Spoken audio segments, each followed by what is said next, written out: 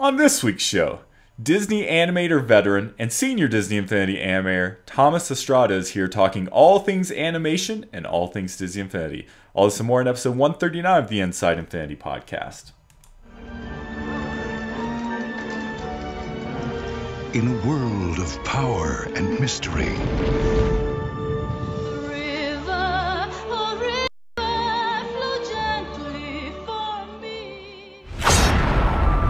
the legend of a lost city of gold, and the two men brave enough to find it. Boom, baby! He had a serious attitude. You threw off my groove. I'm sorry, but you've thrown off the Emperor's groove. Sorry. I'll just poison him with this. Hey, Kronk, can you top me off, pal? Be a friend? No touchy. Why did I risk my life for a selfish brat like you? Now I feel really bad. Bad llama. The Emperor's got a new look. Uh-oh.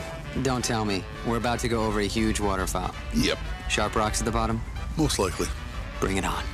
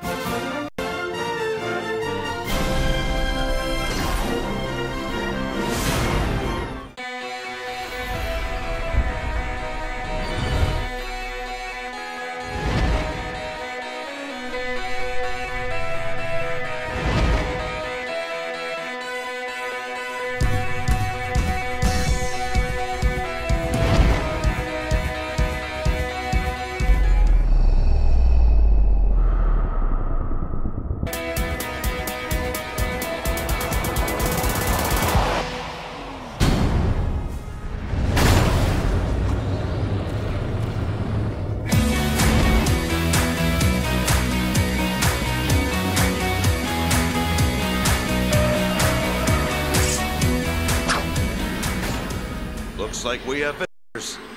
Let's hope they come in peace.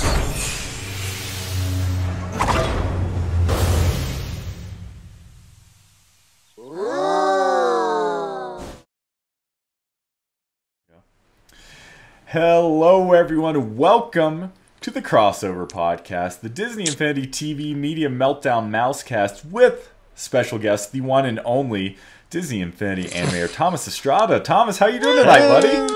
Good, how are you? Good to see you guys. So happy to see you, buddy, and so glad that you came on the show with us tonight. So for those that don't know, that was kind of a mini sizzle reel that we had for the intro. So everything that people saw on that screen, you had actually worked on. So we showed off, what did it start with? Prince of Egypt. Prince of Egypt. Prince of Egypt. Yeah. And then Eldorado, Road to Eldorado.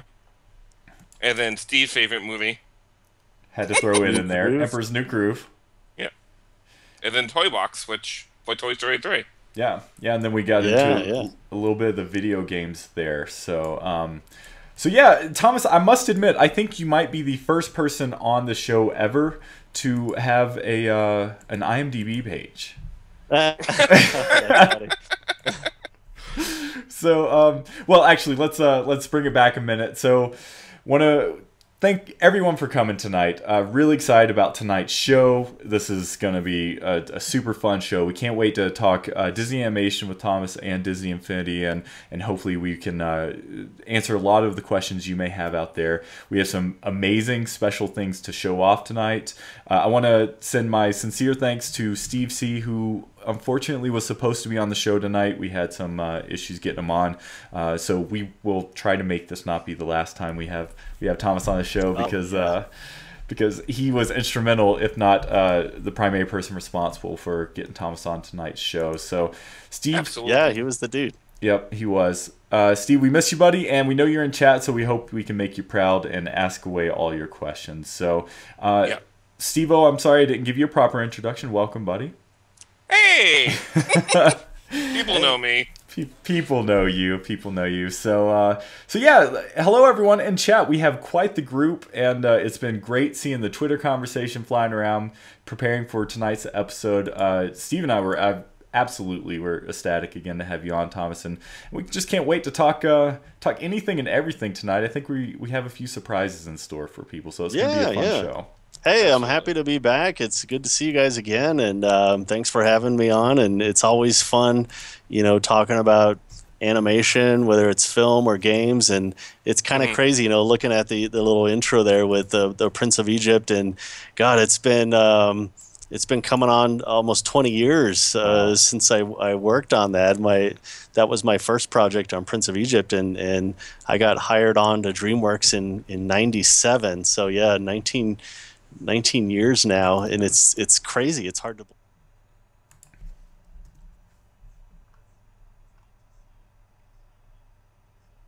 believe. Still just like it's such a cool feeling to the excitement God is still there of being able to work and to do this for a living. It's crazy. Well, that's amazing. We were, you and I were just kind of talking before the show started, and you were watching this video, and it was funny how you said that there was these certain, especially in the trailer we kind of just cut together, the really short snippets, but how much it brought you back, and how much you remembered just from those like brief moments of the things you animated in those shots. Oh yeah, it brings me back every time. It's funny, Prince of Egypt is on Netflix right now, and I still throw it on occasionally, and it's just like I still get that excited feeling of when I first got hired, and being at the original DreamWorks building, which was on the back lot of Universal Studios, and we were crammed into this little building, and I was literally sitting out in the hallway next to the elevators, and people would make jokes about me being the receptionist because my desk was out there. And but man, it was just such an exciting time to be, to break into this industry, and to be working at this new studio on their first big film. And so yeah, it still gets me excited when I see that stuff. Yeah, that's amazing. So Steve, we had or you had Thomas on almost exactly a year ago on the Mousecast, where he talked a lot about that, and in that episode, it was recorded July 31st, 2015. So go check it out. It was actually, it's non-numbered episode, so it came right before episode 59 of the Mousecast. So. Because it was special, because he was on. That's right, it was a special. I think you recorded 2 episodes that week, even. Yes, we did. Oh, that's cool.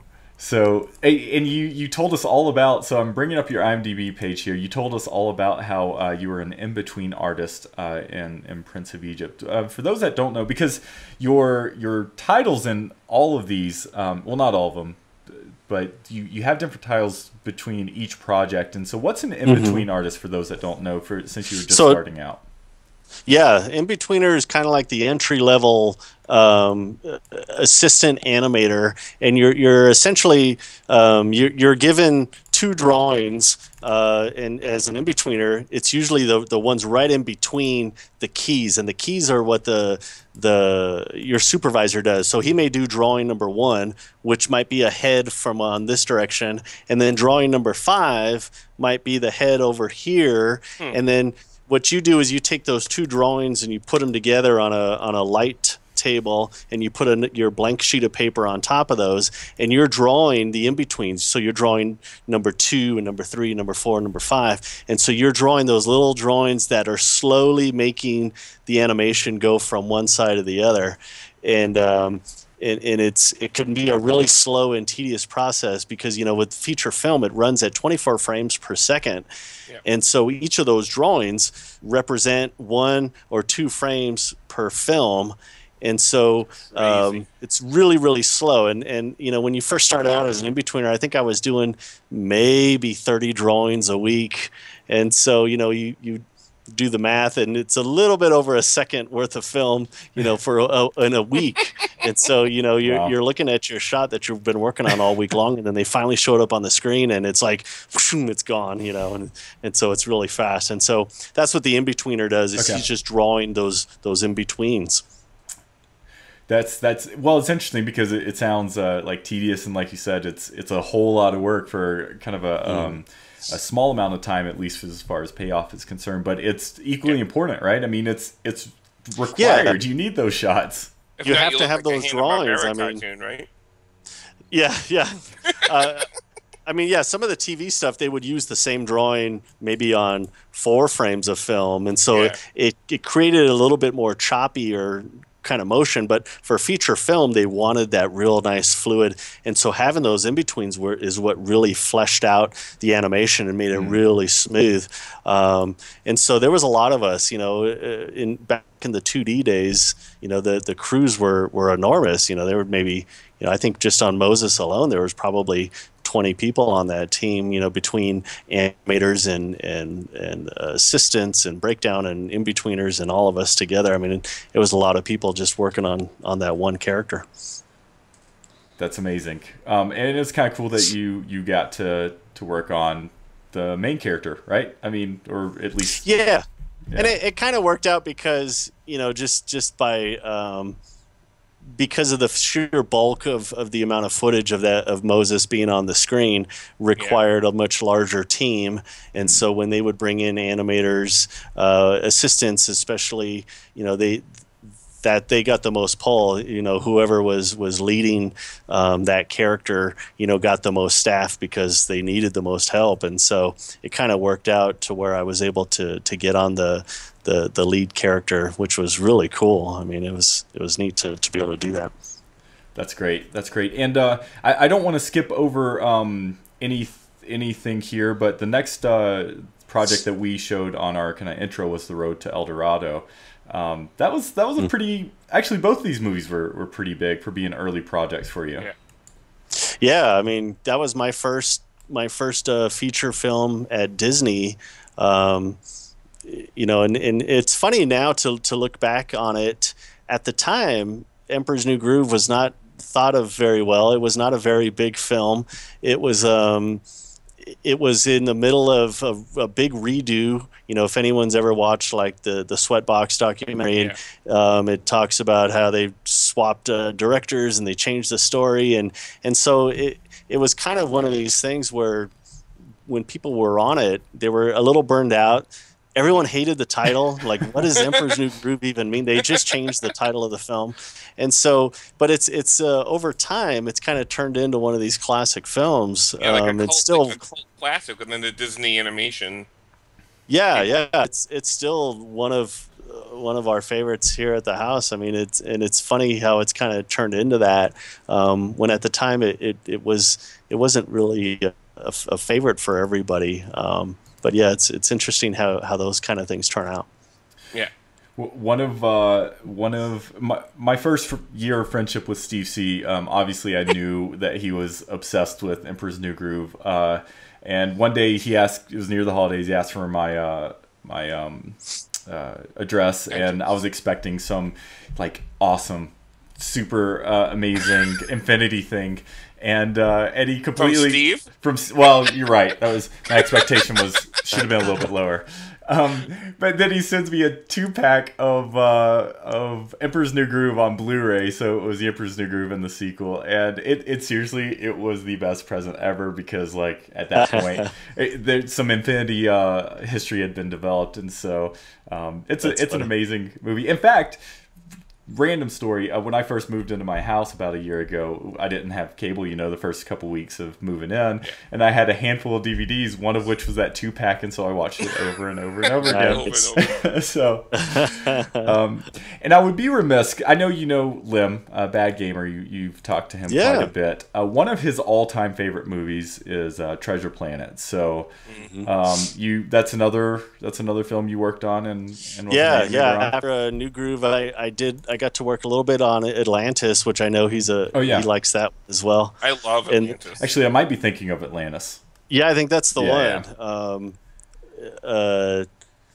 Yeah, and then Treasure Planet. But yeah, I know he's mentioned the Atlantic one. And in fact, I was fortunate enough at Avalanche just about a year or two ago. Randy Haycock, was the supervising animator on Kita, came out and did a lecture for us. And I've known him for a long time, and he was able to do a couple of drawings for me, and one of them was Kita, which we sent out to him, and I know that was something that was cool that I was happy to be able to get for him. That's amazing. But yeah, Atlantis, Treasure Planet, and then all the old 2D stuff, which is kind of funny. I'm one of the few guys in our animation team that's kind of like the dinosaur now, because I actually worked in 2D. But it's interesting. How do you feel about that? How do you feel this kind of, we're never doing 2D kind of animation again? It's all kind of computer animated. Is that something we're gonna lose for future? Like, my son will never see a brand new 2D movie. Mm-hmm. You know, it is. It's sad to see just the history and the link, you know, that we had to some of the old classic, just that the art form, the medium, you know, we're seeing more and more of it going away, and I personally, you know, as an assistant animator and in-betweener doing a lot of cleanup, I personally don't miss it too much. My hand felt like it was on fire after you're drawing for that many hours a day, and so, but it's nice that you know, we still have the principles of the animation will still apply. You know, this is just another tool that we use, and we still have guys like Randy Haycock and Eric Goldberg and Mark and all these guys that came from the 2D era that are still around, and they do these lectures for us, and you know, and so we're still able to tap into that, which has just been incredible to have Randy come out. You know, there was a shot that I put in there in the studio of us. We got to see Eric Goldberg. He did a lecture for us via satellite thing, and so that kind of stuff is just been really cool to be able to still have those guys that have all that wisdom, you know, for animation that we get to benefit from. Yeah. I'm bringing that shot up here so folks can see it. Oh yeah, it's funny that the shot that I have, we did a via satellite thing with Eric, and at the time it was we were hoping to get it live. We ended up seeing it taped later because the live version, the connection was really slow and choppy, and it was tough because he was doing a whole presentation on animating to music and to musicals, and so it was very much about hitting the beat on the animation and how the characters can strike poses to different beats. And when the video was so choppy, we lost all of that. None of it made any sense at all, so we ended up having to get it later on tape so we could watch it. But yeah, really cool stuff. Eric Goldberg's just he's the master. That's amazing. And you said that the principles are the same. Many of the principles are the same. How does what from your hand-drawn animation background are you able to bring into the digital or the video game world of animation? I mean, you know, literally all the 12 principles of animation apply, as far as, I guess, keeping stuff on model, not so much as far as drawing the character to look the same because you have an actual virtual model. But as far as you know, staging, posing the character, clear poses, you know, anticipation and weight and arcs. I mean, all that stuff. If you read anything in like The Illusion of Life for the Animator's Survival Kit, all those principles are literally exactly the same. And so we bring all that stuff over, you know, when we're doing the CG stuff. Very, very much applies. That's great. Diz Explorer in the chat is agreeing with you, and he's also saying that he met Eric Goldberg at D23 last year. He's such a cool guy. So he's awesome. It's cool that our audience has got to interact with him a little bit as well. So tell us a little bit about your so we went through just a very brief section of your film animation career, and everyone, I highly recommend that you go to IMDb and look up Thomas's page. We will include it in the show notes because it's just so intriguing watching kind of your journey, just even as it exists here on paper. But tell us a little bit about how you went from film animation to video game animation, and some of the projects you worked on from there to infinity. So my last feature film was at DreamWorks. I was on Over the Hedge, and oh my God, really? Yeah. Should I apologize? Should I say sorry? Or I could say that with Shark Tale. I think Over the Hedge was a little bit better. Shark Tale, but both of those were my first kind of entry into computer animation. So I was just as thankful to get onto Shark Tale because it revived my career when 2D was dying. Nice. And so I was thrilled to be able to do CG on Shark Tale and then Over the Hedge. And then so after that, kind of like what happens with a lot of animators, especially us rank and file guys, I found myself in between projects. I was hoping to get on to DreamWorks as I think it was the B movie was the next one after that. But so I found myself looking for work. And so I got into video games was with Technicolor. They had a studio in Burbank. They were kind of like an outsourced studio. So we were helping out a lot of different games through Technicolor. So you would find yourself working on things from Spyro the Dragon for a couple of weeks, and then suddenly you're working on Gears of War 2, and God of War 2, and then you'd be back on Line Rider. It was all over the place, and so but it kind of opened the door to games, got me to see the way they do things in games, and there was a different type of workflow. Things were much faster because being with Technicolor, we were helping out other studios like put out fires, finishing their games, and so everything was really rushed all the time, which was great for me because it helped me really get my workflow a lot faster, which is what I needed. And so I got to work on those games in California. I was there for a couple of years, and then ended up out in Avalanche here in Salt Lake City was through a really good friend of mine. Jamie Capsolis was an animator for Avalanche, and we came out to visit, and we just loved the area and the studio and everyone here, and so I was able to get an animator spot with Avalanche, and the first big game I started on there was Toy Story 3.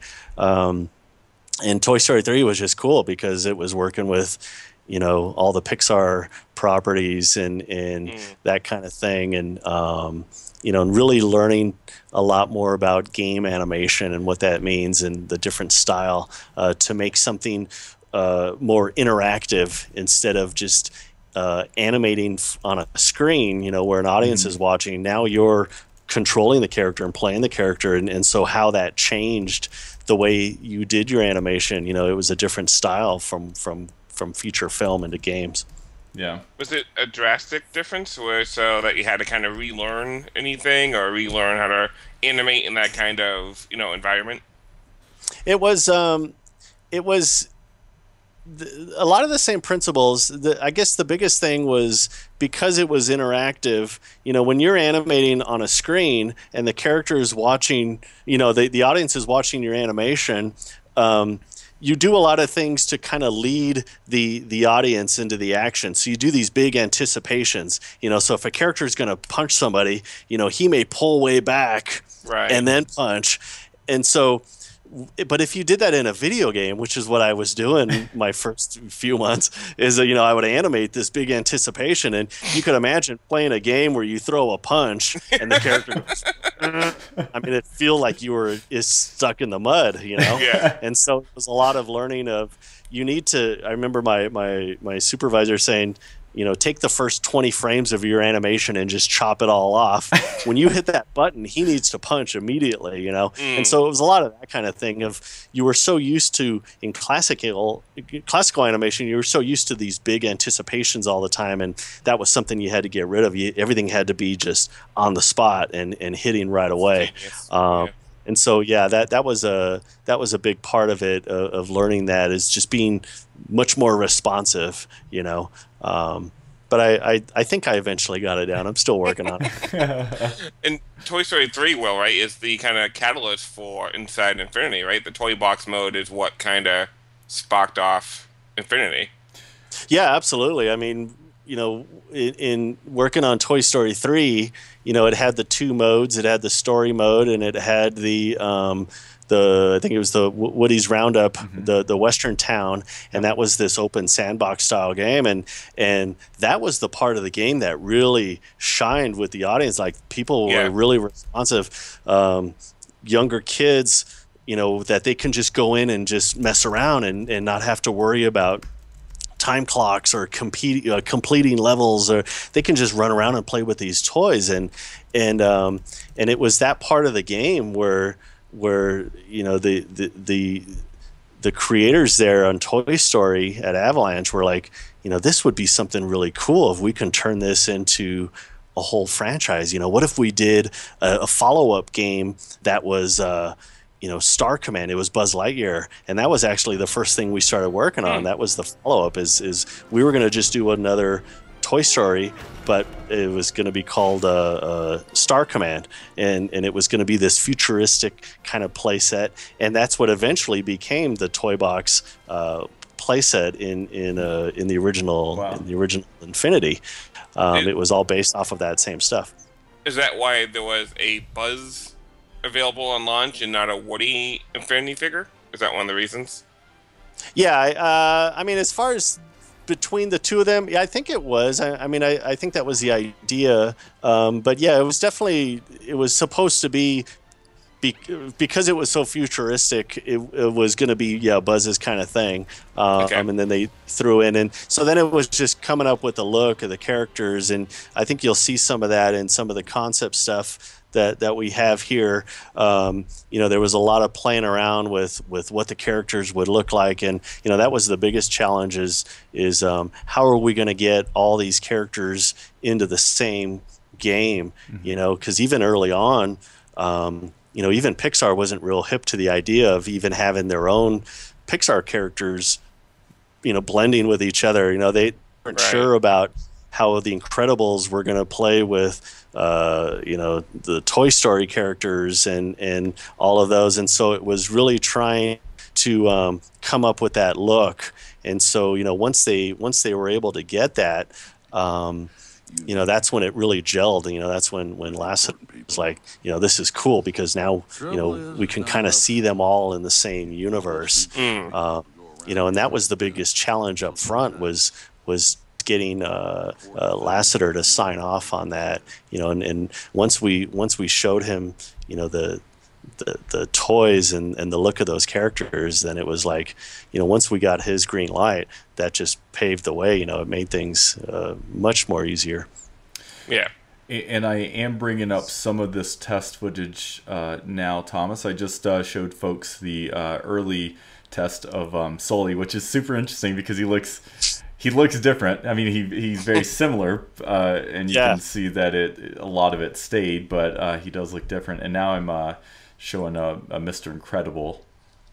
And a lot of these we were experimenting with the look of the character, trying to see how, we knew we were going to have to simplify stuff in order to get all these characters in the game, and then also the fact that these were all supposed to be toy representatives of these characters, so it wasn't really Sully. It was a toy Sully. It was a toy Mr. Incredible. So you would see we would put the seams on their arms to make them like little action figures, and trying to keep the animations very simplified and very toy-like was important. And you could see even in that Sully, we were playing with the mouth textures. If we can just flash on and off mouth shapes and that kind of thing. And the early Mr. Incredible stuff, you see how much he's changed. Just trying to get that kind of really toy-like feel. That was the thing we were really trying to push was that these were toys. These were like a kid in his room taking out, emptying his toy box and having all these toys in the middle of his room. And so you would have, the Incredibles here and Toy Story here and Monsters Inc. here, and how would that all play together? That was the idea, and was just having this free to play, just do whatever you want kind of thing. Yeah, and it's funny because as soon as you said Mr. Incredible, you showed him on screen, and it's a weight test. Was that trying to figure out the physics of the game of a weighted object? That's just an old standard animation test. Okay. In Maya, in the 3D software, in computer space, everything is weightless. Okay. Nothing has weight, and so to do an animation test of a character, and you're creating that illusion of weight. That's just an animation thing that you want to try to accomplish. And so I think I was testing out the character, the new rig that had just come in, and it's like, what are we going to do with him? We're going to have him run and jump. It's like, let's have him lift something and just see if we can make him look, powerful, that kind of thing. Yeah.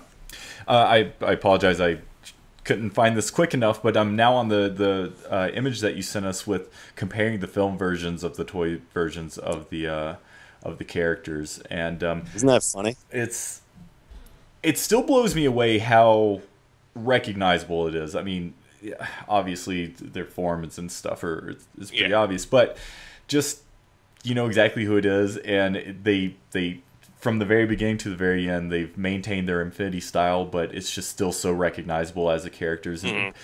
But it's funny because not only visually, as far as like their figures, but take Jack Sparrow as an example. His animation is so Jack Sparrow, like the way he moves, the way he kind of stumbles, and with that adds so much life to the character, just as much as it's kind of silhouette. Yeah, that was that was something that we were always conscious of. Is we really, through the animation, we really wanted to nail who this character was and try to keep him. And that's a good point as far as going back to the 2D days is keeping a character on model. There's so much more to on model than just the look, drawing the character to look like the character, but there's also keeping him on model in a sense of his character and his performance. And so how he would run, how he would move, different attacks, like we really wanted to make sure we captured the character and the essence of that character, and Jack Sparrow's a great example of that. Nigel Stiles, one of our lead animators, and he did a lot of work on Jack Sparrow and just really did beautiful stuff on him, as well as Syndrome. The Syndrome run, if you in the original Infinity game, the way Syndrome runs, he's like this. He's got this great. That was Nigel's, and just really nailed that stuff. I mean, he was just brilliant at it. And so that was a big thing of really just wanting to capture the character with all their emotions. Well, was it? Oh, sorry. Well, go ahead. Nope. It's all you, buddy. Was it always the intent to make it a toy to life game though? I know Battle. What's the other one? Skylanders was out before this one. So was that kind of, we have this game and we have these cool models. Let's make them real and turn it into that type of game, or was it always going to be like a toy to life type game? It was. From what I remember, we were working on the game before the idea for the toys came along, and so it was something that that kind of happened, and I think it was a bit inspiration by the Skylanders thing. It was just exploding. It was just starting to take off, huge. and this just seemed like a perfect fit for that kind of thing. I mean, we had these beautiful designs that they were our concept guys were creating. They were so appealing, and so it just seemed like a nice fit. Like this would be really cool to be able to hold this figure because it's just so beautiful to look at. It's got these great angles and I have to point out. I mean we were a little skeptical at first when they decided to make the toys, the figures. We were thinking, because it's a big. It would have been easy for a big corporation to go really cheap on these and to make them like Happy Meal toys. And that was kind of our first fear. Like, oh man, I hope they don't cheap out on these things because we can have something really cool. And I have to credit Jeff Bunker, our art director. He fought. I mean, and he went, full force on this. Fighting, demanding the quality of the characters, of the figures, and the way you see them now was a huge part just on him. Just like we have to make sure these things are cool, and he fought for the detail, for the cool matte finish. He wanted these to be something cool that you can put on your desk, whether you played the game or not. That you would want these, and that was a huge plus, that he did that he really wanted to make sure these things were top notch, and I got to hand it to Jeff Bunker the way he did that, and the game wouldn't, I don't think, has been as successful as it was without his charge in making those figures as good as they were. Well, I was on a podcast last week. We were guesting on another podcast, and the Infiniteering Adventure was on the podcast, and he was discussing how he's enjoying watching all of this information kind of come out now about the game, of what could have been, all the future possible characters. But the thing he's enjoyed kind of observing is the general gaming industry kind of taking note and wanting these figures and these characters just as bad as the rest of us, and that's one thing you always hear about, is that you hear that sometimes people, especially in the gaming industry, they have to play, if you're part of the media, you have to play so many games. But I had heard countless times, I have tons of these figures just hanging out on my desk because I love them so much, and that's just such a testament to, like you said, the quality of them. I mean, I still have a case full of them over here, and that's because they are Disney collectibles just as much as they are these Toys to Life characters. Yeah, that's been the cool thing. I mean, that was, we were always just so proud of the figures when they came out. It was always neat to see the new ones coming up. We would all get so excited when we would see early concept stuff about, it's going to be so cool when they finally make this, and then how the public, the fans, are going to react when they see this. We'd get so excited, like, I can't wait for this one, for people to see this, because they're going to freak out on this one, and so yeah, that was really cool. That was a big part of it. Having those. I mean, God, I still have all of them up on my wall still. I have no plans of taking them down. They're just really cool to have. That's great. We do have a couple questions from the chat. I think we should get to. One is backing up a moment, and we'll ask questions. We try to not ask questions of anything you can't talk about, but if it's something that you can't mention, just go ahead and say sorry, you can't. But from HM Forever, Thomas, can you tell us if there was going to be any Buzz Lightyear of Star Command? So, Buzz Lightyear of Star Command. Yeah. I mean, as far as the playset goes, or the IGP, I mean, that's what eventually became the Toy Story in Space. Right. I think is what it was called, the playset. And so, yeah, that was the game we were working on before it became Infinity was called Buzz Lightyear Star Command, and then it eventually they renamed it to Toy Story in Space. I think is what it was called. Yeah, I apologize. That probably came up as right before you brought that up in chat. I'm a little behind in chat. Oh no, it's cool. Kingdom. I think there was a cartoon of that. Wasn't there a Star Command? I don't know if that maybe he meant that. If that was the same thing. Yeah. This might be a difficult question because at this point you've had 3 years, well, not longer than 3 years, but you've had 3 iterations of Infinity. Kingdom Keeper Parker in the chat's asking, on Disney Infinity, did you work on certain characters or play sets? So was there like... The first Infinity? Yeah, let's go with that. Let's narrow it down a little bit. On the first Infinity, in fact, I think that's where I did most of my gameplay stuff. I eventually started getting more into cinematics and cutscenes, and so the first Infinity, I did a lot of the gameplay. I did just about everything for on Mike Wazowski. I did a lot of Dash. A lot of was Vanellope. I think she was in the first one. And yep. First one, yep. Jack Skellington. I did a lot of work on him. It's my favorite right there. So the Jack Skellington stuff. Yeah. So I did a lot of gameplay in that first Infinity, and then it kind of got tapered off less and less as we went on. As I started moving more into cutscenes and cinematics. It started taking more of my time and that way. Was that? Did it kind of feel like coming home a little bit? Because I would imagine that type of animation would be more kind of your roots. Yeah. Yeah, and I think that was why I kind of started going more and more into that.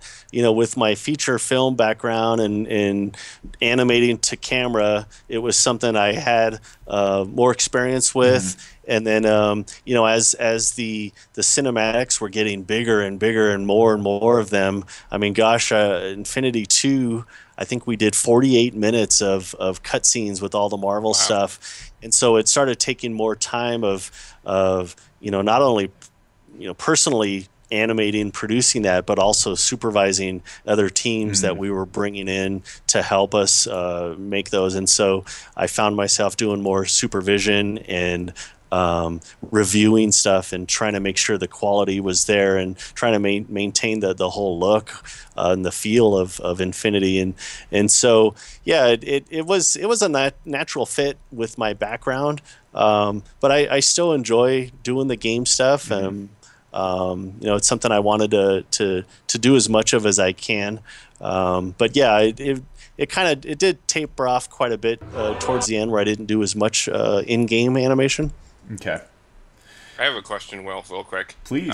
Speaking of the animation in between cutscenes, what kind of do you get? Let's take the Star Wars set for example.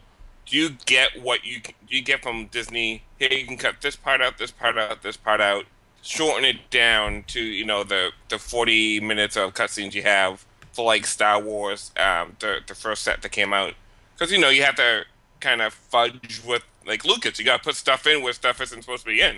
So do you have control over that? Do you have some say in like how it flows, or is that all from the tippity top? It was most of the say was worked out before I would start working on it. We had a full story team at Avalanche that would write the scripts, and they would do the storyboards, and it would go through layout. And then during that process is when those guys would have to do a lot of review with LucasArts or with Marvel. And so they were the ones that were fighting those battles of trying to get their storyline into the game and trying to get it approved by these other parties. And that can sometimes be really difficult. I mean, you had LucasArts and Pixar and Marvel, and understandably so, they want to protect their properties and they want to make sure that they're represented the way they should be. And so it can be really tough scrutiny getting your scripts approved, getting your storyboards approved, especially if it was something new like The Force Awakens, that this is a this is the first big Star Wars movie that's going to be coming out in years, and they really wanted to protect the characters and the storyline, and so it was tough for our story department because they were given very little information about who these characters were. Wow. The animators, we got even less. I mean, we had to get it through the story guys. The story guys would go talk to LucasArts. They would get the rundown on who the characters were, and then they would relay it to us. And then through the storyboards, through just their descriptions of the characters. And so, I would end up animating shots. We were showing a shot here from the finale of The Force Awakens with Kylo Ren and the big battle. And I animated that whole thing with zero reference at all. Like, I didn't know. Serious? Wow. I had no idea who these characters were. We didn't even know their names. They had code names at the time. Oh, wow. And it was just a description from my story lead. He said, so this is the synopsis. They're battling. They're in the snow. She's very this is the first time she's ever held a lightsaber, so she's not going to be very skilled with it. And this other guy, which I didn't know his name, they actually called him Grim. I just knew him as Grim was his code name. And it was like Grim's, it's just very angry, and he's just fighting very barbaric. There's no real skill. And I was like, okay, I think I've got an idea what you're talking about. And then it was just go ahead and animate from that. Yeah, and so it was those kind of challenges were interesting, when you were like, when you had a new property, whether it was The Force Awakens or the Maleficent film, stuff that hadn't come out yet, and it was like, animate this stuff, but we really can't tell you a lot about it, which made it a bigger challenge. A funny little note on the Force Awakens one with this fight here with Rey. I'd animated the whole thing initially. I'm left-handed, and so I shoot a lot of my reference, and I had her swinging this thing with her left hand, and I had a good portion of it done, and we got a note back from LucasArts, and they said everything's looking cool, it's moving along real nicely, but she's not left-handed. And I was like, okay. They said, so if you can just take the main parts where she's striking or defending herself and put the lightsaber in her right hand. And so you'll see where I think she kind of switches it some point. And so I try to, there was only so much I could do because we were so far along. And so it was like, find the main spots where you can put it to her right hand, and I think you see her switch it at some point during that, so it's kind of funny. But they were real, again, they wanted to make sure they were as true as they could to these characters, and so there was a lot of stuff that we would get notes on that they knew the fans would pick up on. There was some cinematics we did with Jabba the Hutt, and we had done some animation on him, and they came back with some notes saying that one of his eyes is like a lazy eye, like it drifts out a little bit, and so we had to go back and change a lot of the animation to make his eye kind of kick out a little bit lazy. Because they said that's going to be something that the fans they're going to notice. No, not the internet fans. They're totally cool with change. It's all right. Right. Especially with something as benign as Star Wars. I mean, what is that? It may be kind of tough. I'm sure it all kind of blends together. But do you have any idea about what time of the year it was that you were animating that shot? Like how far before the movie? When did the movie come out? December of last year. Yeah. December. Yeah. I was animating that shot probably just weeks before that film came out. Wow. Yeah. It was it was right around the holidays because I remember we didn't have much time to finish it. And that was one of the big ones that shot. And I remember our story lead on that, Adrian Ropp, who's an amazing story guy. He got to go to Lucas and actually read the script. And he's a huge Star Wars fan, and he was really saddened that he had to read it for the spoilers, but at the same time, and he didn't share anything with us. He just said, he gave me the brief rundown of the characters just so I can animate the scene. But he was quite excited about the film, and he's like, I'm not going to tell you anything. It's just that it's amazing, and everyone's going to love it. And so it was really cool that he got to do that. To be able to read that script before the film came out. Is that the typical kind of turnaround time for something like that? Like Marvel, The Avengers, when that movie came out, if there was like a playset, would it still be that kind of time frame where you'd be animating a couple months? Yeah, it kind of varied on we were running into a lot of different things. I mean, you have these big movies coming out, and so you're running into the clock on that. You also have a lot of stuff with retailers and getting the game out at a certain time, and then you're up against fiscal years and quarters and when they need to make that money for that game. And so it was all over the place. When we had more time for stuff and when we had less time, it was always seems to be it was very varied a lot. I remember the Dory stuff. We had a lot more time to work on that. We got the final audio a lot earlier, and it kind of shows. I think the Dory cinematics are really nice. I'm proud of those. The quality we were able to get. We didn't have as much time with a lot of the Marvel stuff. 48 minutes is a heck of a lot of cinematics, and we did that like in a year, and so it kind of showed. There was some stuff in those cinematics where it's like, man, it would have been nice to have a little more time to really polish those. Well, I'm sure, like most anything creative, you're probably your own worst critic. Oh God, I hate everything I do. I watch anything I create. I don't even want to look at it half an hour later because I'll hate it. I can't stand it. This is a fun question from the Grillmeister. Jeff in the chat is asking, when you go to play the game, what's the first figure you reach for? Oh God. I think like a lot of people, I tend to gravitate towards the flying characters because they're so easy to get around. Yeah. So I really like Iron Man. He's probably one of the first ones.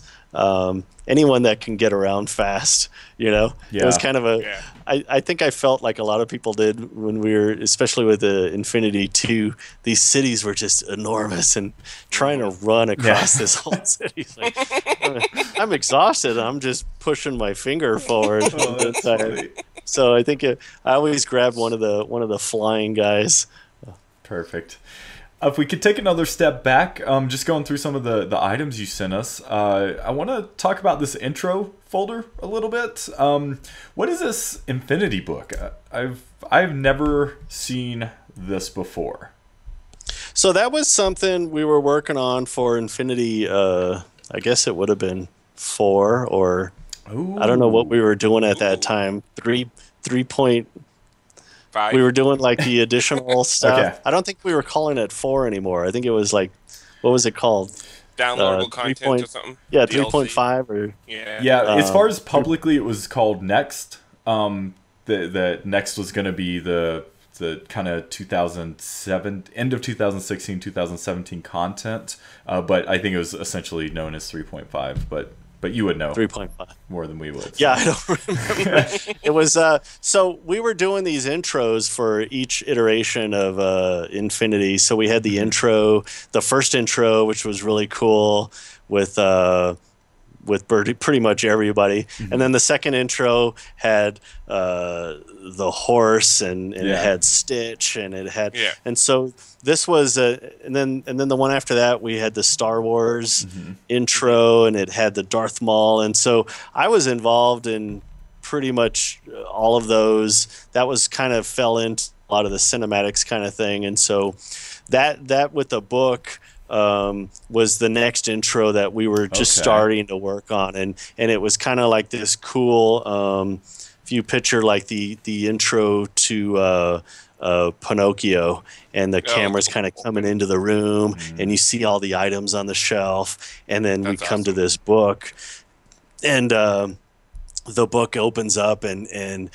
just like Pinocchio, we were going to have Jiminy Cricket. He was going to introduce the whole next Infinity, and about creating stories and all this fun stuff. And so it was this really charming, really cute, just another intro that we were working on. And so that was kind of the first shot of that.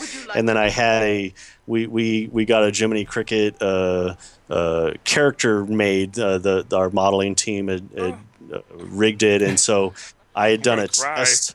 I'd done a test on it, just trying out the rig, and the test I did wasn't anything that was in the game. In fact, it's audio from the original Pinocchio film that I just was doing a test on, and I wanted to try to see if I can capture the feel of the character and the charm, and and using the inspiration from the film, and Ward Kimball was the animator on that original Jiminy Cricket, and my goodness, it was just such a huge weight that I felt when they said you're going to animate Jiminy Cricket. I was like, holy smokes, Ward Kimball, how am I going to get anywhere close to what he did with that character? And so this was kind of my feeble attempt of just doing an animation test and seeing how I can try to get that same feel. So I was studying a lot of that movie and watching the motions, and so I kind of did my take on it with Jiminy, and I think that's in there. Yep. Yeah, I just was playing that, and I think you did phenomenal. It looks great from what I see. Yeah. Oh, thanks. Yeah, it was fun, and I was looking forward to doing the whole thing. I mean, we had a whole thing planned with this intro of him turning the pages and flying down with the umbrella, and it was just man, I was so excited. It was just going to be really, really fun to do, and again, just a huge undertaking. But man, it was this was going to be my swan song. This is going to be the big thing. That I had cleared out my schedule to work on this thing. Was just going to be it was going to be really, really cool to do. I was so excited to do it. So. Talk about fan service. Not only just what you described, but having the character Jiminy Cricket be the introducer this time. Was he going to be a character, or was he just like the previous intros where he was just kind of the narrator and As far as I knew, he was just the narrator. Okay. I mean, that may have changed, but at the time, he was just the character introducing the game. Thanks for everybody that's commented on that. Yeah, it was cool. I mean, it was one of the big highlights. I mean, even though it was towards the end, it was still, that was a cool thing for me to be able to work on that character. I mean, Ward Kimball, man, he's one of the 9 old men. I mean, that's just legendary. I'm sure it's heartbreaking the fact that it never came fully to fruition, but I'm sure you have to take some solace in just the fact that you did have the opportunity to work on it a little bit, and it never was finished. We just, in fact, I don't think I actually did a real production shot on it. I'd done that test, and we were just starting to show it, just to see what the character can do. We were just starting to make some adjustments. I wanted the umbrella a little bit shorter. If you watch the film, he's able to use it like a cane, and so we were starting to just mess with some of that stuff, and we were just in the really early stages of it. There wasn't a lot done with that intro. We had seen just a few boards that they had pitched, and so it was. It would have been neat to see it all the way through, but it was great to work on what I did. Wonderful. Steve, any questions? We're not done, but I just want to. I saw a question in the chat about the 12-inch figures. I think also Steve wanted to find out more about those as well. Any info you can give us on the 12-inch premium figures? Gosh, I think a lot of it's been put out there. I think over the last couple of weeks. I didn't get a chance to really see them very much. I think they made a few of them. Okay. I know they were working on new gameplay stuff for them, which I think some of that's come out. So yeah, they wanted to do whole new sets of combat and different animations to give it, so it'll be something special when you bought it.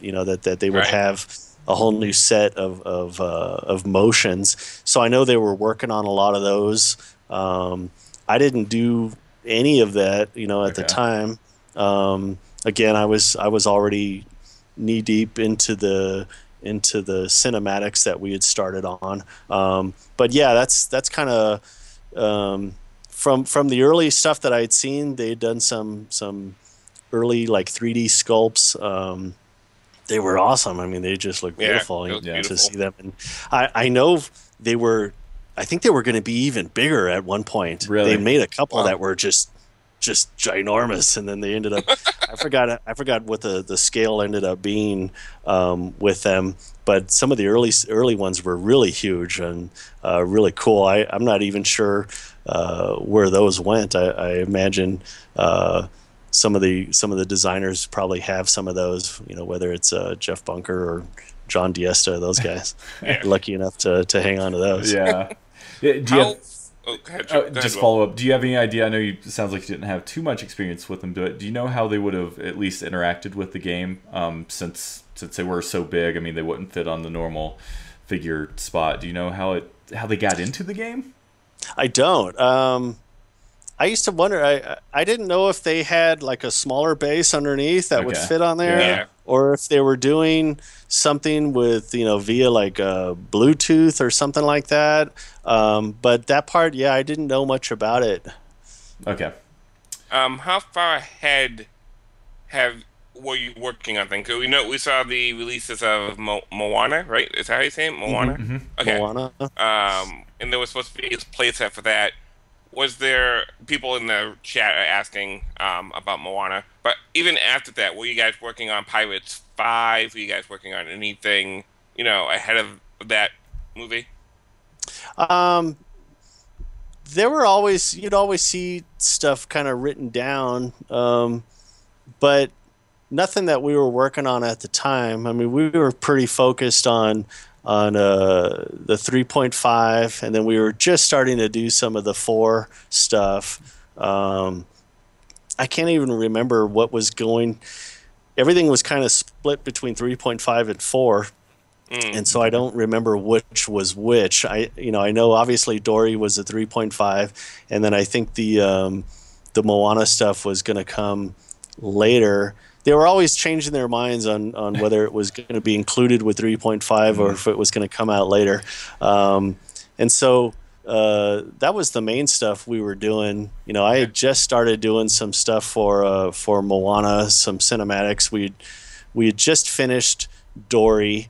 And then the Moana stuff was just getting off the ground. But even that, I think I included a really short clip of just a little piece that I started working on, and it was really, really tiny. Yeah. And that was about as far as I got. And so, it just started. Was Rogue One ever talked about for a playset? Was that even in the ethers of the offices? There was talk of it. Nothing that I had seen. I don't think it got far along enough to where I didn't even see any kind of concept or storylines. It was kind of like a lot of stuff. There was a lot of talk of different properties, and it was funny. All throughout Infinity, there was always different ideas that were being thrown out, and it was a lot of decision making by a lot of people way above me on what they were going to do. And so you would get stuff in, and we might even start doing some work on it, and then it would get pulled for whatever reason, whether they thought maybe the film wasn't going to be as strong to support it. Like early on, I think people had seen stuff like for Frankenweenie, like in the first Infinity, they were talking about doing stuff for that, and we were doing some work for it, and then it got pulled. And even like the what was the Wizard of Oz one that they were? Return to Oz or something like that. Return to Oz. Powerful Oz. James Franco. Yeah. James Franco was in that. They were talking about doing stuff, and so you would get a lot of those things that would pop up, and then they would either did a Alice one. I don't understand the Alice. Well, the Looking Glass. It's one of those things where they're trying to project what they think is going to be a hit, and a great example of that was in the first Infinity. We were doing all this work for this huge blockbuster movie that was going to come along called Lone Ranger, and we were doing all this stuff with Bruckheimer, and you saw the playset was really cool and it was huge, and it was like, this is going to be the big thing, is this Lone Ranger playset. And I remember even at the time we were working on that, they said, oh yeah, and by the way, if you guys can throw in a couple of animations for this Frozen thing, we have these two characters, and Anna and Elsa, whoever, we're going to just kind of throw them in as little token characters, and they don't have a playset, but they'll be in the toy box. And we didn't know who they were. Nobody cared. It was like, oh yeah, that's all right. I guess if we have to, we'll put something in for that Frozen thing. And it's like, that's kind of the way those things work. I mean, it's so hard to predict. I think they just don't always know. And so, you see something like Alice Through the Looking Glass. I mean, there were some people that thought this is going to be huge, and you just never know. I mean, had we known Frozen was going to be as big as it was, I mean, we would have done a full-on playset for it, and instead of just throwing in these little characters, in the toy box. Well, and that was a question that had constantly been thrown around, is why didn't you make a Frozen, not you, but, why didn't they make a Frozen playset? Yeah. But the opposite is also true, right? Like, you were betting on these other movies that on paper were supposed to be hits, and it's just funny how it all kind of works out. You just don't know, they make their best guess, and they do these market studies and demographics and all the stuff that marketing people do, and they try to predict what they think is going to be huge. I mean, I don't think anybody expected Frozen to be as big as it was. I mean, I personally liked Tangled a lot better. I thought Tangled was a much better film, and Frozen, I mean, we went and saw it. It was like, hey, this is cool. I mean, it wasn't bad at all. It had its nice moments, and I had no idea. I could have never have guessed that it was going to be the blockbuster that it turned into. Right. And so it's funny, you look back on it, you're like, well, yeah, it's obvious we should have done something with Frozen. But at the time, I mean, I remember them coming in and saying Frozen, we have these characters, and everyone's like, what is that? We're going to put this in our game? Like, why? Oh, hindsight's 20/20, right? Yeah. Oh yeah. And it goes the same thing, even going back further with the female characters. There was a time with Infinity 1 where we just did not think any female characters were going to sell, that they would not do good at all. And it wasn't until Infinity 1 came out that they started seeing the sales of Violet and how much she was selling. She was the main thing that why they put a Black Widow as a starter pack character for Infinity 2. Black Widow was not even going to be in the game. Wow. They were ready to just make her. She was really close to being just a mission giver, and then just booted out of the game entirely. And then when the numbers started coming back for Violet, they're like, holy smokes! Like, they realized how many girls were actually playing the game and were interested in, and it bumped Black Widow right up into the starter pack. I mean, she was not in the original lineup at all. That's interesting. That's really cool. Yeah. She gets a primetime spot. Here's an interesting question from Green Cap in the chat. Was there any higher-ups pushing for focusing on more classic Disney content or figures, or was it mainly chasing the dragon of the, quote, next big thing? Yeah, I mean, we were always, everybody internally wanted the classic characters. I think we could see the fans really wanting it. But I think, the decision had been made that Infinity was, in essence, a vehicle for the new stuff, the new films that were coming out. Because it was replacing Infinity was replacing the long-standing practice of the licensed title movie, game that came out. You had a new movie, you had a game that went along with it. And so Infinity was the thing that was supposed to take care of all of that. And so because of that, that was the priority. Whatever the new film was, we were going to make a playset for it. And that was what Infinity was. I mean, and I know a lot of people were upset about that, and they would always be begging for those. But it's like Infinity is to promote and to support the new films. And so, and so they would throw in, the token, Sorcerer Mickey and Donald and Minnie and those kind of things. But as far as ever getting a full playset, I don't know if it would have ever happened. Yeah. Hey, that's a interesting kind of point, is that it's got to pay the bills, right? And so the sheer fact that they did kind of play into that fan service a bit with some of those classic characters was still a really good thing, because that's, to this day, I mean, that was one of the things that made me most sad about the demise of the game, is that what other opportunities are we going to have in gaming to have these classic characters? We may never have that again, or at least in the near future. So, yeah. I mean, I know we see some of that with Kingdom Hearts and that kind of thing. Yeah.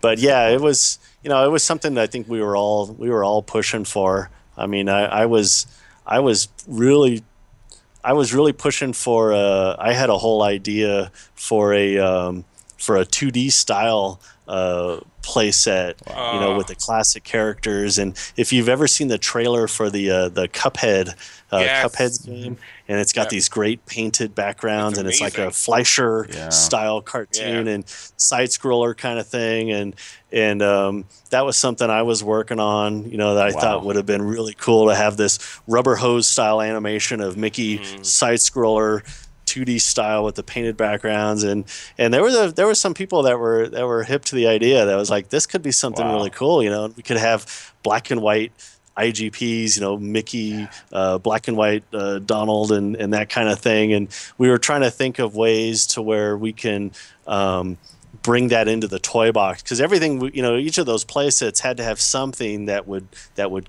bring into the toy box. And so we thought, man, it'd be cool to do, if there was a way. It was just an idea. There was no work done on it at all. But we thought, man, it'd be cool to have, a 2D style of that we can transform all the characters into this flat 2D side scroller kind of thing. But, it's one of those things. But yeah, very similar to, I guess it would have been like an Epic Mickey kind of thing. Yeah. But yeah. Definitely. That sounds incredible. Yeah. It would have been cool. Good idea. Were there any talks about bringing any of the characters from the actual theme parks in, like the Hitchhiking Ghost or Figment, or to promote those parks, or like even with the 50th Disneyland anniversary, anything from that kind of crossing over? There was some early stuff about doing. I think there was a. When did that dragon? There was a dragon from Fantasmic, I think, that you were able to bring in the toy box. Yeah. I think he flew around the Sky Dome or something. It was Dragon's Gate is what it was called, and it was a special unlock, I think, in 1.0. Yeah. And I think that dragon was modeled after the one from the Fantasmic thing in Disneyland. And so there was a lot of talk early on about doing more of those kind of things. What's funny is even though we were the same company, like with Disneyland, everyone has their own budgets and their own divisions of money, and so to even use something like as Avalanche to put in Infinity, if we wanted to use something from Disneyland, we had to pay them to use some of that stuff, and so it was always kind of interesting. Yeah, I was like, how does that work? Like. An early example of that was way back on Toy Story 3. We had the Haunted Mansion, remember, in Woody's Roundup, and inside the Haunted Mansion, it had the actual music from the Haunted Mansion. Remember, with the grim grinning ghosts, grim grinning ghosts, and we had to pay a fee to Disneyland to use that music. That's like crazy. I thought, can't we just pop that into our game? I mean, we're all Disney, right? But it's like, and I didn't understand at the time, but they all have their own amounts of money that they spend and their own budgets, and so it makes sense, that something like that would happen. But it seemed kind of weird at the time. Yeah. Is that one of the? I don't want to get into the sad part, but is that kind of one of the downfalls of Infinity in general? That the budget. I mean, from all that we heard, it was selling great, and then all of a sudden, this happens. What was the? Do you know what happened? I don't know what yeah. Like, how did that happen? Well, I mean, I think in the end, from at least my understanding, I mean, the game was selling well. We were in the black like for 5 years straight. Like we were making money.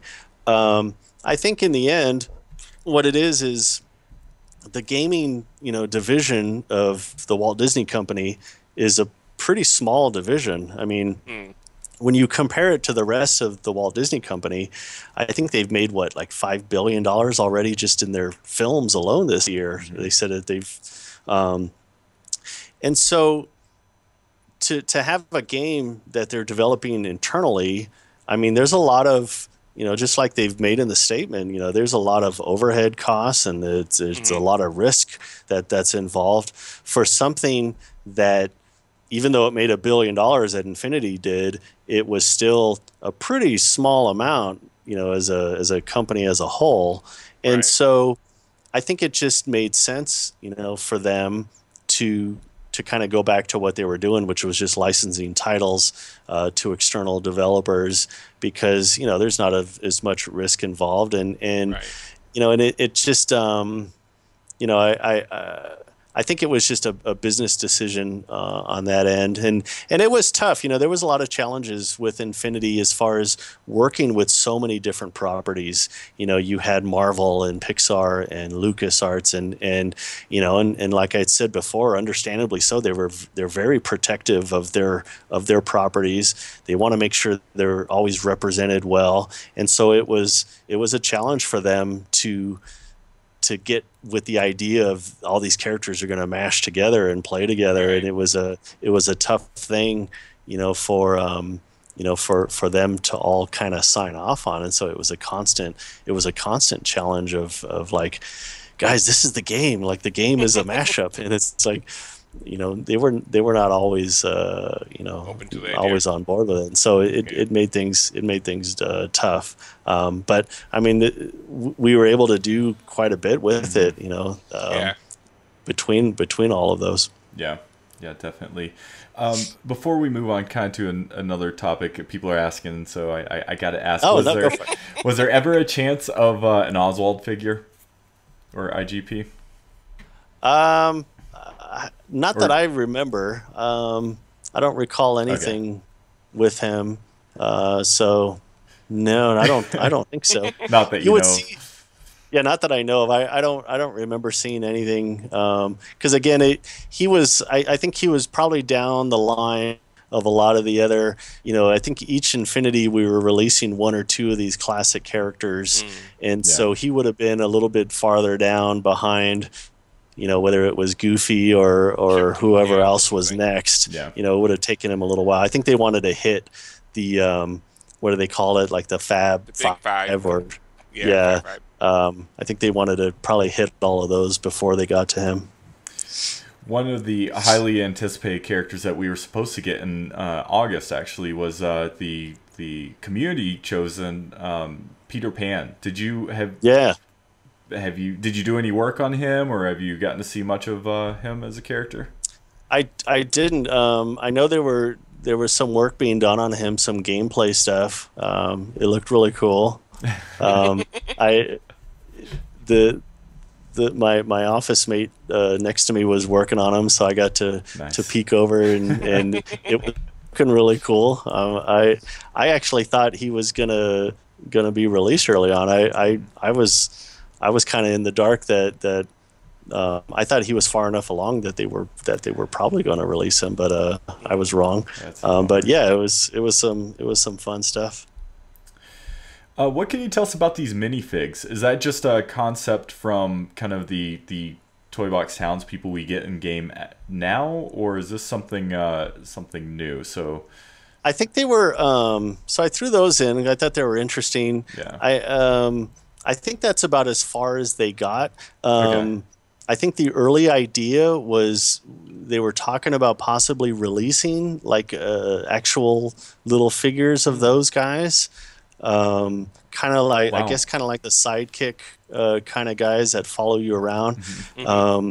I don't know how far that idea got, but they were talking about making like a line of those. And there were some really cool designs that they were coming up with. One of our story artists, Casey Nelson, was drawing. She was coming up with some just brilliant ideas. They were reaching into all kinds of old Disney classic films and everything, and then just trying the different styles of even the current avatars and so it was just one of those things. There was always a lot of ideas flowing around, and you had all these artists, and so if someone threw out an idea, and you'd have an artist like start doing these mock-ups of this stuff, and you're like, man, that's so cool. And then then you'd be hit with the realization, like, well, are these things really going to sell, and how much is it going to cost to really produce these things? And so I think it was kind of one of those things. I think it was just an idea that somebody had. I see it being like just those little blind bags, maybe those little cellophane bags that you get at the checkout counter. I would have spent all my money there. Yeah, exactly. What about actually? Is now a good time to talk a little bit about the kingdoms? So yeah, I mean, we can talk a little bit about it. I mean, unfortunately, I wish I had more information about it. Kingdoms. It was kind of like that was one of the things that we were starting to work on for Infinity 4, and it was kind of like the idea of just we were trying to provide more like story driven kind of gameplay. I mean, if you were into the toy box enough to where you can just go in and build stuff and create things, it was awesome because you had so much of that to do. But there was a lot of people that would get into the toy box and they'd be like, okay, now what? Like, what are we supposed to do here? Because they may just not have had the creativity or whatever that is to just go in there and start building things. I mean, it wasn't for everybody. Yeah. Not everybody wanted to have to go and work and build an entire. And so they were coming up with different ways, like how can we offer more gameplay, whether it was story driven kind of stuff, and so this was kind of heading in that direction where we wanted to do these like episodic kind of little chapters, story things that would be going on in the game. And so there was a really quick demo that we did, and it was also trying to push a lot more of the mashing the characters together because they were already able to play together in Toy Box. You had your play sets where everybody was kind of in their own universe, but in the Toy Box you can combine everyone. And so we were trying to just take that same idea of like, you can combine everybody here, but now what if we did little chapters or little experiences, where Mickey and Yoda are running along, and then suddenly they come across, this little narrative that's happening, between Spider-Man and who is that, Green Goblin, and then suddenly they're having to help each other to get out of a jam. And so you'll see in the demo where, Spidey's fighting off Goblin, and then suddenly the big tower gets exploded. And this is really, really early, just primitive kind of just a little test thing that we were doing. And this thing kind of starts falling, and suddenly Yoda's got to get involved, with the Force, and so it was an idea that didn't get really far of just coming up with different scenarios and stuff that you can jump into and play these things, and so that was kind of the idea with that. And I don't know how far they got along with it. As an animator, I'm kind of on the outside of a lot of the technical aspects of how they would have made it work. They try to keep us artists out of that stuff. Right. So it was just it was just a quick little test that we did with a really basic scenario of how characters might be able to interact with each other. And so, yeah, that's kind of what that was. So, I mean, this was something that I think the fans had been asking for a very long time. So the fact that this was finally coming to fruition, I think it was not only a statement for the game. I've said this before on the show, but I just think it kind of is a sign that the game's respected and it's matured to the point where it could pull this off. I've heard anecdotally that a story was pretty well underway and that it was very funny. I heard that being able to mash up the characters together, putting them in these situations, just was really, really funny. I don't know how much of that is true, but it's definitely there was a lot of different stories. I don't remember a lot specifically. I mean, I know they had a lot of them planned, but they hadn't been written yet. I think there was a lot of different concepts and ideas. Like that test there was just a really early. It wasn't even fully fleshed out as far as storyboarded or written. I think they had a couple of boards, but it was that there was almost just like a pitch for the idea of what was to come. So it was like, what if we just did this quick little thing? And none of that even played in game. It was all like a cinematic, and so nothing was really built. It was more just like, let's do a quick little scenario showing these characters kind of helping each other out, that kind of thing. And that was about as far as that went, at least as far as I know. I love how, just even though it was just concept, I love how the castle's in the background and the Mr. Scrooge's money bin is there in the background, as well as like building blocks and a city. Yeah, because it was all supposed to take place in the toy box. And so they were throwing in different items from the toy box just to remind everyone that where this is happening. Because I think early on we had some set pieces from different play sets. And it was like, well, it really wouldn't look that realistic as the building from whatever the Marvel playset. It would be more of a toy type building, and so that's why those kind of things were thrown in there. So I think that might answer this question that Ikerman in the chat is asking. So was this like Toy Box story mode? So it was it kind of like an episodic playset with all the characters and not being focused on one particular property? Yeah. Okay. I guess that's probably a good way to describe it. It was like these little episodic kind of little scenarios that you would encounter, and it was. I think it would have been something kind of cool because we were talking about doing like these more interactive type cinematics, you know, where you're seeing a pre-animated or a unique animated narrative happening, and then that you would get involved with, kind of thing. I see. And I think that's something I think they talked about, kind of. I don't know if that had been talked about or not. I know it was something the fans had been asking about a lot, and that was something that was really important to the developers there at Avalanche. I mean, they really did try to listen as much as they could to the fans, whether it was, John Blackburn and Vignacchi and Jeff Bunker. I mean, they really, we really took it to heart, when the fans were asking for stuff. And, there was a lot we wanted to do, a lot that we just couldn't do. And so I think we made the best of it, what we were able to do within the constraints, that we had. But man, it was, there was things, we would hear all that stuff and it's like, we understand, we'd love to do it. At times it was like, people would ask for the most random characters, and it was like, there's just not enough hours in the day to do all these. I mean, I used to say, we can make Infinity for 10 years, and you'll still have some fans saying, unless I have whatever Herbie the Love Bug in this game, I'm not playing it. It's like, oh man, there's only so much we can do. I gotta have Basil the Mouse Detective, or I refuse to play this game.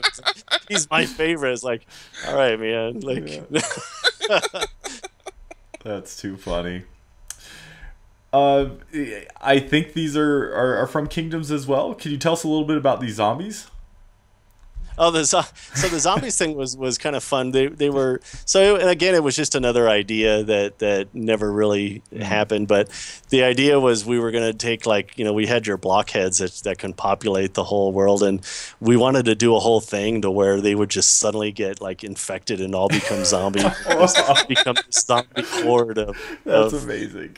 Of townspeople, and then you would so we were just coming up with ways to where we could make them more interactive, and where it suddenly becomes a thing, so it's like you have all your towns guys running around, and then all of a sudden they're all turning on you, and so it was just one of those fun ideas, and one of our artists just did these amazing little drawings. These are cool. I love, like you said, how they're the wind up, and they even go so well with not only the townspeople in game, but yeah, that's great. Yeah, fun stuff. Oh wow. Anything that we haven't discussed that was kind of planned that you knew about, or things like you Cars think? 3, Coco. It seemed to be a lot of Pixar heavy, stuff in Infinity. Mm-hmm. Yeah, I heard the name Coco, but to be honest, I didn't even know what that was. I still don't know what it is. But I think I remember hearing something about that. That was about it. I mean, everything, it was because of the nature of the game, and it was Disney. And we're working with licensed titles. A lot like most licensed title games, there's not a lot of development cycle time. Yeah. And so you were working on stuff right up until the very end. And, it's not like, some of these other games, how long does some of these games like Halo or some of these take? I mean, they could be working on these things years.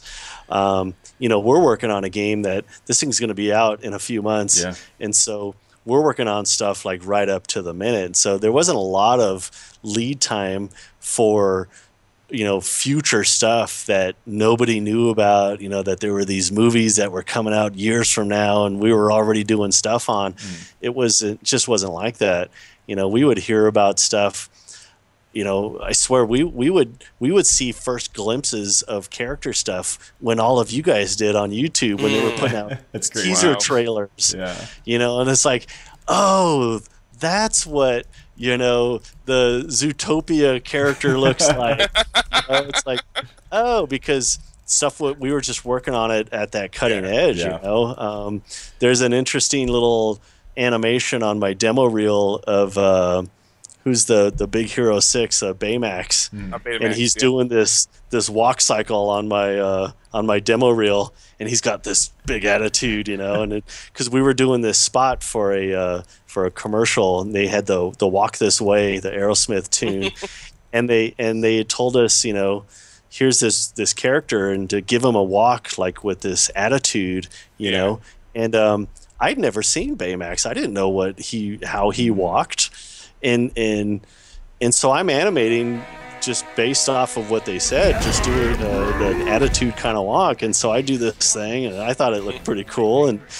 And then turns out, the trailer comes out, and Baymax doesn't walk anything like that. And I'm like, oh, man. And I ended up keeping it in my demo reel just because I like the walk. It has a nice personality, but it's completely off model. And it's because I never saw that character. I never knew what he looked like or how he walked. So that's the kind of how the things were going. I mean, we didn't have this year, lead time into these things, and to have this knowledge of the characters and how they moved and how they acted. We were getting it the same time everyone else was. Yeah. It was funny. And so you would end up with a lot of funny stuff like that. Well, and that's what was amazing me when we were looking at the storyboard to animation of the Force Awakens finale. There is for the little amount of info you had, how close it ended up being with the final film, just mind blowing to me. So that was it was so funny when we finally went to go see the movie. I didn't know when that was going to happen. I knew it was somewhere towards the end of the film, but I had no idea who the characters were when I animated. Right. And so when we finally got to see the movie, I remember the scene when they finally went outside and it was in the snow. And I was like, hey, I think this is when my fight's going to happen. And then to see them actually fighting, I was disappointed that by that time he had his mask off, because I think we animated him with still the mask. I had no idea. Yeah. I didn't know what the guy looked like underneath with the mask or anything, and so it was funny to finally see it. And I was like, all right, I think I did pretty close. Yeah. Like, there wasn't that big chasm in the middle between them or anything, but it was like there was trees and it was snow, and so I think I kind of got what they were doing. But yeah, I had zero reference for that stuff, and even the gameplay, and again, hats off to Nigel Style, who did all the combat stuff for Kylo Ren. He was going just completely blind on that. Like, he was just coming up with cool stuff, just based off of write-ups of the character and how he might have behaved, and because they were just so protective of that stuff, and rightly so. I mean, they didn't want any of that stuff to get out, and so it was very limited how much we had to work on,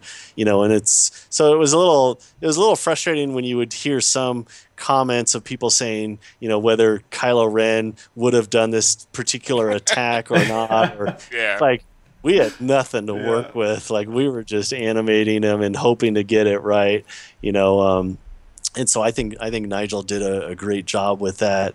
It was incredible how protective they were of those, of that stuff. We literally had all the Force Awakens stuff. Any reference to that was literally in a locked little office, and you would have to get the special key to go in there. And they literally had a live feed camera from LucasArts, like watching you as you access the stuff on the computer, and you weren't allowed to take in any phones, any electronics. You can write notes, but you couldn't take anything out of there from that room if you had to go in. And I was never allowed to go in there as an. You would often see people going into the LucasArts room to go see the top secret. Whatever the Star Wars thing was. We didn't know what the name of it, none of the characters' names. I mean, it was all, and but I don't blame them. I mean, it was a big deal. That was with the movie and the pressure that was on that film. To perform the way it did. This was Kathleen Kennedy's. She was now the head of LucasArts. And man, she was going to make sure she protected all that stuff, and I think she did a great job with it. Absolutely. The sheer fact that you had hands on any of it beforehand, that's just awesome to me. So that's cool. for those guys that did, it wasn't me. Well, you animated that final scene. I did animate the final scene, so I did get to see those characters. I finally got to see what they looked like. I didn't know who they were, or what their names were. So it was always a mystery, but so that's true. On that note, it was really cool to see them, before anyone else did, and be able to animate that shot. I mean, that shot with the end with the rotating camera and them fighting. I mean, to me, that's one of my favorite things that I got to work on in the game. It was something that we made sure we did in-house, and I got to work really closely with Adrian Ropp, who was the story lead, he was the one guy that actually got to read the script, and he knew what was going on. And so, yeah, that was a huge thrill for me to be able to work on that final scene and hopefully try to get it anywhere close to what the film was without it knowing anything about it. It's so cool. When you were talking a few moments ago, I had your demo reel up, and or one of them for animation, and some of my favorite kind of moments of the game as far as cinematics go were in that, like the scene with Aladdin and Donald in the desert. I love that. And the one from I want to say it's the very first trailer ever, one of the first trailer with Jack Skellington, or Jack Sparrow and Sully. Yep, and then everything kind of comes up behind him. That part was just... We used to do on the show, we used to do trailer breakdowns. And so every time a new trailer would come out, either story or gameplay, we would literally frame by frame go through it. And one of our favorite things to do ever was try to figure out if like that was an in-game animation or a cinematic animation. Funny.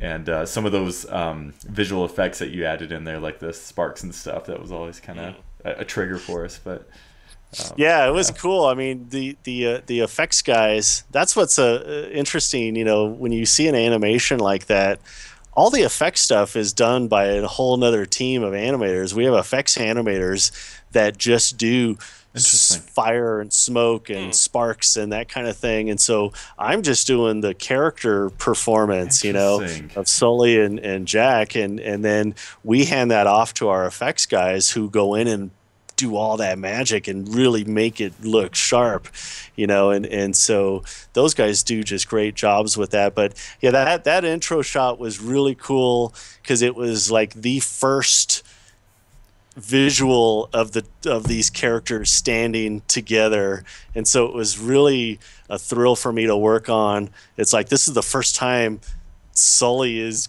going to encounter Jack Sparrow, and what would they do, you know? And so coming up with just that idea for the performance, and so yeah, that was a big thrill. You know, another one for me is in the end of that demo reel is the first lineup of the Avengers for Infinity 2.0, when the camera rolls across all of them.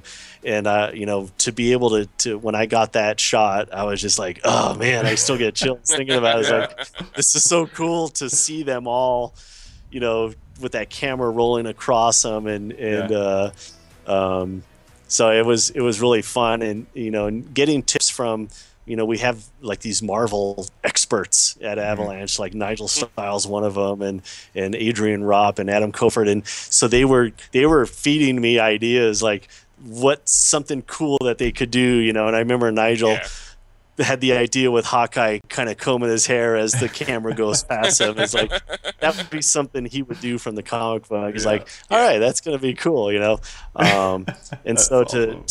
to get those characters and to see them for the first time, you know, Hulk does this kind of cool kind of stretching kind of thing, and so it's just that stuff. I mean, that was the greatest thing about Infinity is to work on this variety of characters, you know, from Aladdin and Donald, you know, to the Marvel characters. And, you know, I got to do, you know, working on Minnie, and I mean, it's just such a huge variety that you'd never get anywhere else. I mean, if you went to any other game studio to work on any game, you would never ever get this variety of characters from Kylo Ren, you know, to Marvel and to Pixar. I mean, and that was the coolest thing about it. I mean, I have no regrets at all. I mean, it was just such a huge thrill to experience that and to be part of that and to have those, even these moments like that, you know, in cinematics, and just really, really neat stuff.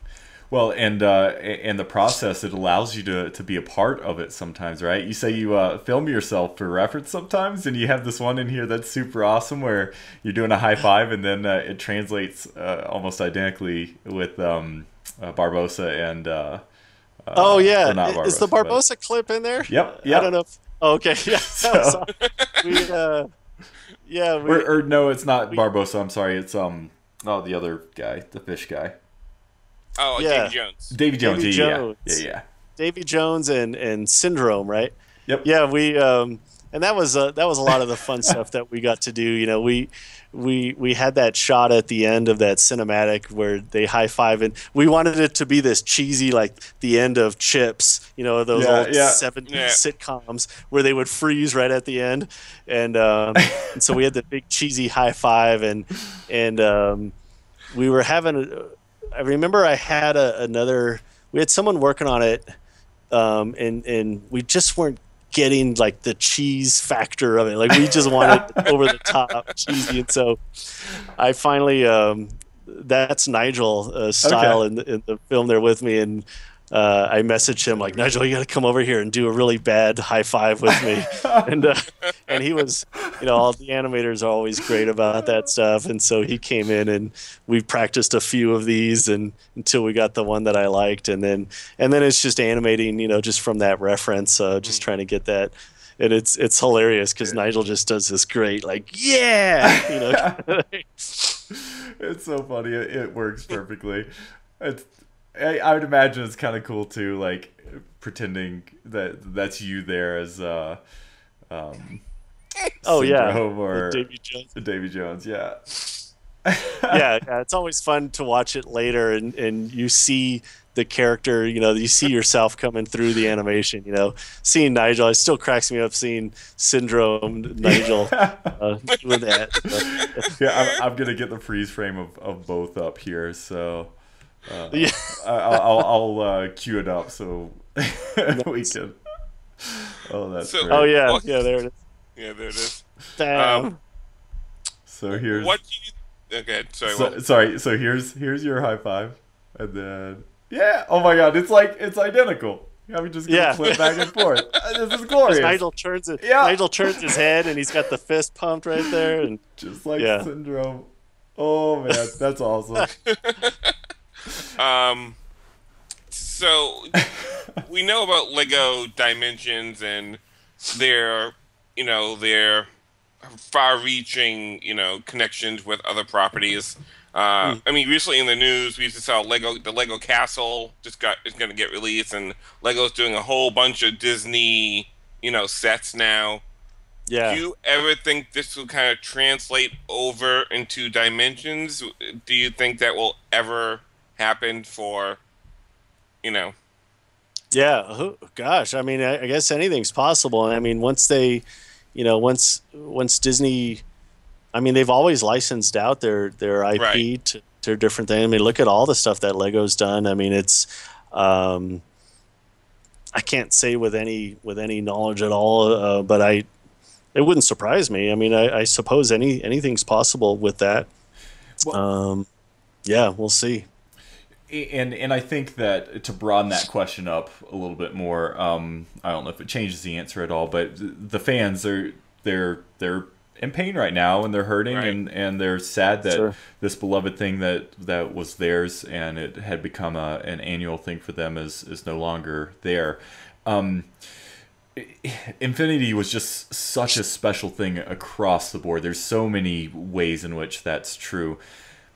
Do you think we will be able to get in some form or fashion the magic that was Infinity, and it not necessarily a Toys to Life game, but I mean, the talent is still there, and hopefully the talent is Right. still going to be making games, and we are going to be licensing, or Disney's going to be licensing stuff out.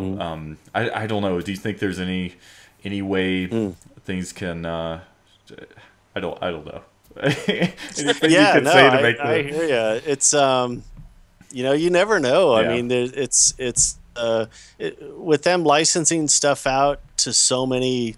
I mean, there's some really awesome developers that they're working with now.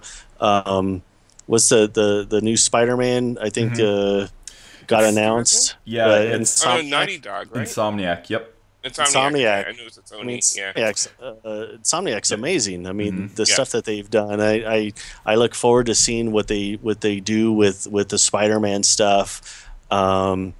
I mean, yeah, who knows where it can go, and it's funny how much you see, a lot of the same people pop up all over the industry, being in this as long as I have friends now that are working at places like Insomniac and Bungie and that came, either passed through Avalanche or and so you never know where you're gonna see a lot of those people pop up and how they're gonna affect those types of games that that Disney may end up licensing to. It's funny how it all kind of comes around again on itself all the time. I mean, a great example of that is you look at a Studio Gobo that did a lot of work for us on Infinity.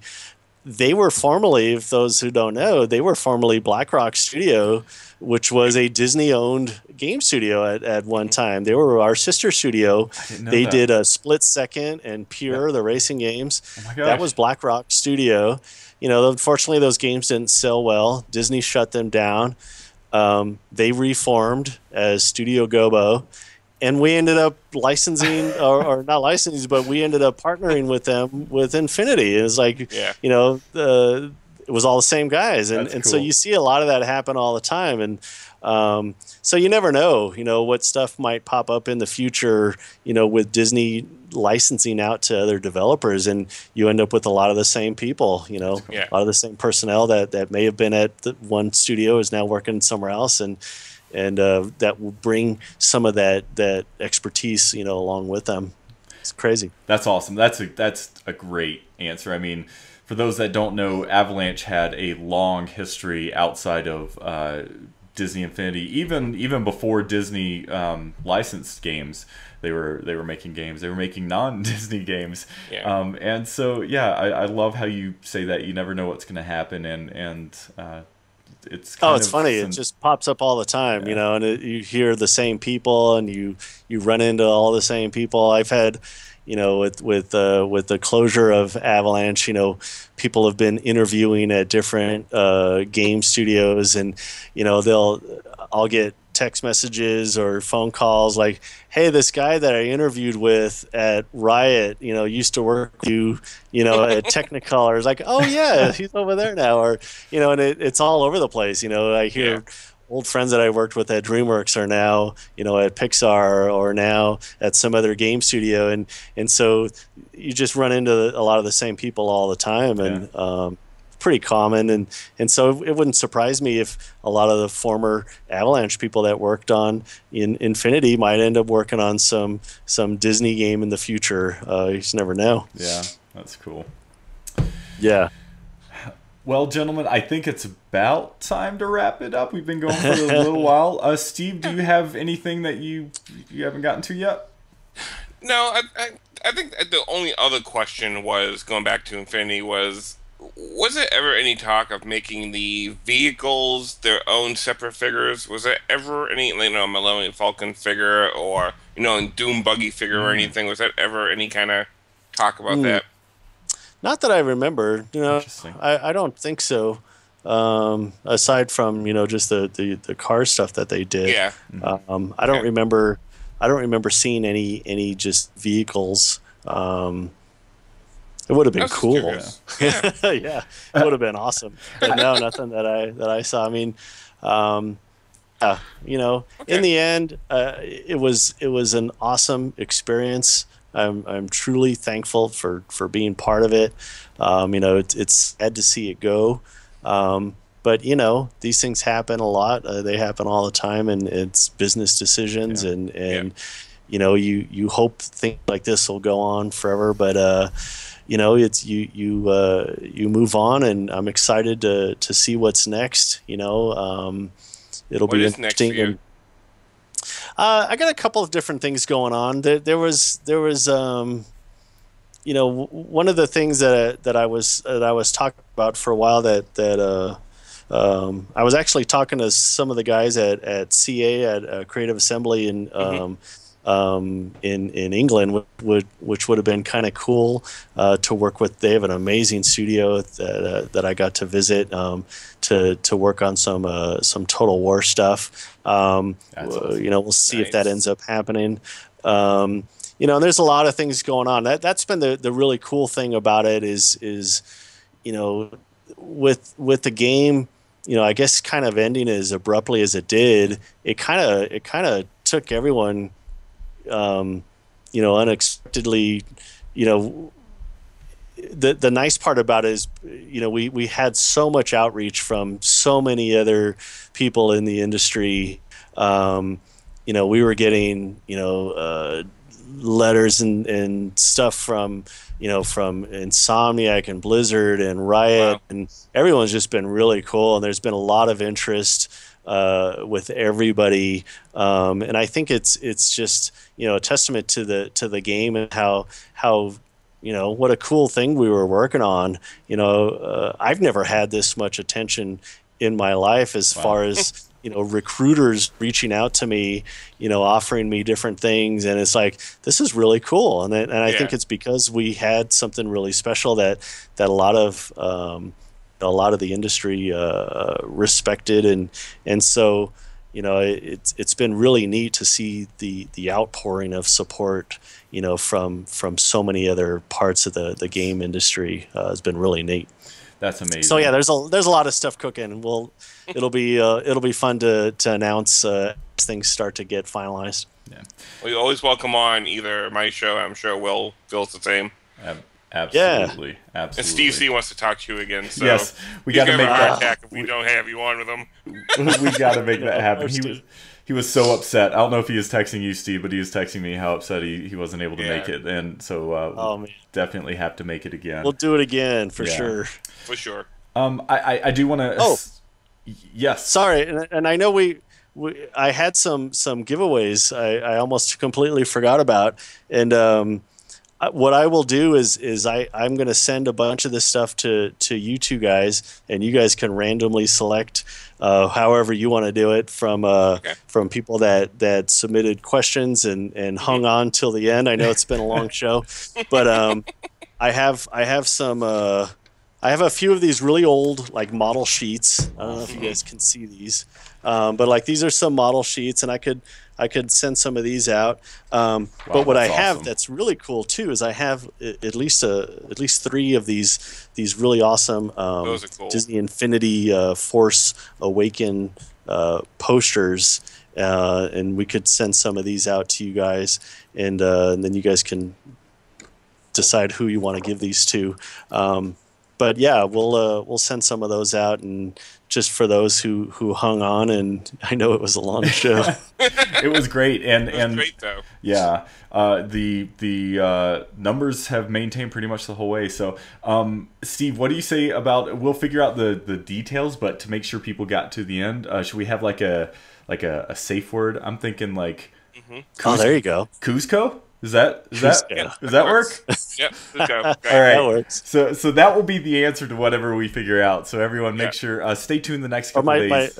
Or spinach puffs. That's what Kronk was making. Was the spinach puffs? Yeah, that's more. Yeah, I like that one better. Okay. So spinach. Say it again. Spinach puffs. Spinach puffs. Okay. That's awesome. All right. Scratch that. It is going to be spinach puffs. So spinach puffs. Yeah. You get a bonus entry if you send us a GIF of that part of the movie. No. Just kidding. That's right.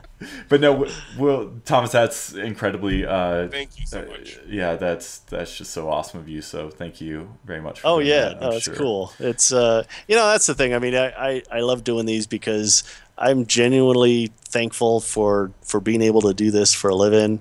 I was so thrilled to get into animation, almost 20 years ago. I was killing bugs for a living. I think a lot of you have heard this story, but I was in pest control, and and I was making a living, and it was great. But to be able to go into now doing animation, it's just something that I've always been thankful for, and so I enjoy doing this kind of thing and talking to people that want to hear me ramble on. And you can listen to the interview that we did with him more about the feature film side of things. Go on Media Meltdown Mousecast on iTunes. It's back a year, Will said. So there you go. I know. Yeah, it's July 31st, 2015. Again, right before episode 59. And I'll also include it in our show notes, too, because everyone, please, because there's a lot that we didn't get to talk to you about, Thomas, that we covered in that episode. And your whole story is just awesome and interesting. And Steve C's favorite story of all time, you told during that show about the Pixar, the CG transition for 2D artists. And so everyone definitely. It was good. Yeah, that was a good one. Monsters Inc. That might ring a bell. So. Oh, that's right. Yeah, when we saw the Monsters Inc. trailer, and all of our hearts sunk. We were all hanging onto our pencils and paper, just waiting. We're just waiting for this computer animation fad to go away. Yeah, and so you decide that you jump all in and go into video game animation, which is CG and then some. Had to make a living, It's all about staying employed. That's wonderful. So there's not a lot of 2D left out there. I think the last thing was those Charmin commercials with the bears, and they're not even 2D anymore. Yeah. Yep. That just made me think of the Red Bull ones, but I think the Charmin ones are even more interesting. Yeah. So, gotta hold on to it. I don't know if you want, but I'm assuming, is this your team? Is this a good kind of kind of ending note here, so I'm going to bring it up on screen. It's is this all the animators for Avalanche? This was almost everybody. Yeah, this was the animation team and just the best group of guys I've ever worked with. You know, just an awesome team, and you know, I'm sure our paths are going to cross again. But yeah, this was the team, and you know, quick just look around the studio. We got to have this beautiful artwork hanging around, and yeah, the studio was awesome, and yeah, that's those are the guys. Yeah, awesome. Very cool. And I did show those studio pictures earlier in the show as we were talking too. So, and folks were blown away. But I assume you're still talking to these guys. I know you're not in the office anymore, but please pass on our thanks and our well wishes for their future endeavors as well, because it's awesome. It was special, and and so thank them for us.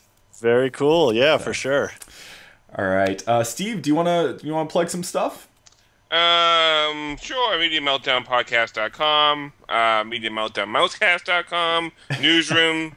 Will and I do tease with Steve C about trailers. I'm sure we're talking about Ghostbusters next time we record, so Will has to see it. I have to see it, unfortunately. And then, and then Will and I have some things planned in the future, so keep in touch. Awesome. We'll keep in touch for sure. Stay tuned. Yeah, and you can find all of that info, including our stuff, on Res TV. That's youtube.com/Res TV. Thomas, where can people find you? We have your Vimeo down there, but should we'll definitely I think that's it. Okay. Yeah, I think that's the most of it. Any stuff that I want to show, I throw up there usually. Awesome. I think you can find me on LinkedIn, and I'll throw some stuff occasionally on Twitter. But yeah, great. That's about it. Oh, and we're not gonna let you go either, Steve and I. We'll be staying in touch. So for future appearances, as well as your next steps, we'll be letting folks know about. Yeah. Because for sure. Yeah, it'll be fun. I have some big announcements coming up, and it'll be cool with all the new stuff that's happening. Great. Well, thanks again, my friend. And I think hey, thank you. Literally 2 hours, so that's a good place to end it. Nice. Everyone, send your well wishes to Thomas and check out his Vimeo. And thanks, everyone. Until next time, we hope your week is filled with infinite possibilities. Nice. We hope you enjoyed this week's episode of the Inside Infinity Podcast. If you like what we do, please look for us on patreon.com/Disney Infinity TV. Also, make sure you're following on our social networks. Check out our parent network, Res TV. That's where the Mousecast is, and that's youtube.com/Res TV or REZD.TV.